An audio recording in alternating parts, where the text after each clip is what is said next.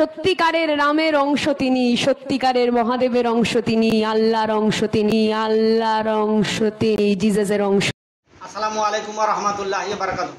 বন্ধুরা, আপনারা দেখলেন এক বোন, আমি তেনার প্রতি শ্রদ্ধা জানিয়ে এবং যিনি দেবাংশু ভট্টাচার্য তেনার প্রতি শ্রদ্ধা জানিয়ে সম্মান জানিয়ে আমি এই ভিডিওতে কয়েকটা কথা বলবো। যেহেতু আমি একজন টেক শাহাদা ওয়ালা মুসলিম, কোরআন মাজিদ 30 পারা, সূরার নাম সূরা আল ইখলাস। আল্লাহু সামাদ লাম ইয়ালিদ ওয়া লাম ইউলাদ।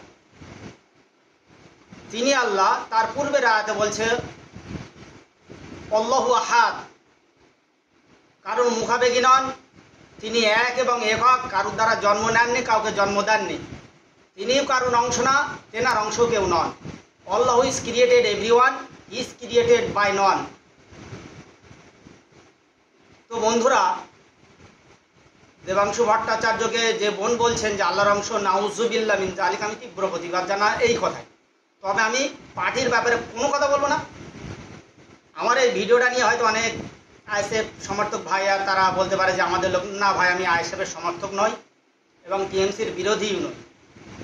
তো বিশেষ করে আমি কেবলমাত্র স্ট্যাটাস দিলাম ধর্মীয় বিষয়ে যে দেবাংশু ভট্টাচার্য, তেনার প্রতি আমার যথেষ্ট শ্রদ্ধা, কিন্তু তিনি আল্লাহর অংশ নন। আল্লাহ কারোর অংশ নন, আর আল্লাহর অংশ কেউ হতে পারে না। এমনকি আমাদের নবী মুহাম্মদ সাল্লাল্লাহু আলাইহি ওয়াসাল্লাম, আমরা পৃথিবীতে আল্লাহর পরে যদি কাউকে ভালোবাসি, হযরত মুহাম্মদ সাল্লাল্লাহু আলাইহি ওয়াসাল্লামকে ভালোবাসি, তিনিও আল্লাহর অংশ নন।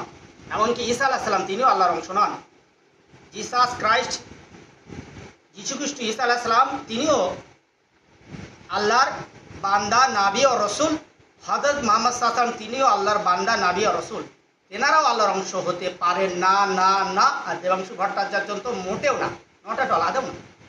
অবশ্যই এই কথাটা শিরক, আমরা অ্যাভয়েড করলাম। শুধু আমি ধর্মীয় বিষয়ে এটা স্ট্যাটাস দিলাম, রাজনৈতিক বিষয়ে কোনো স্ট্যাটাস দিলাম না।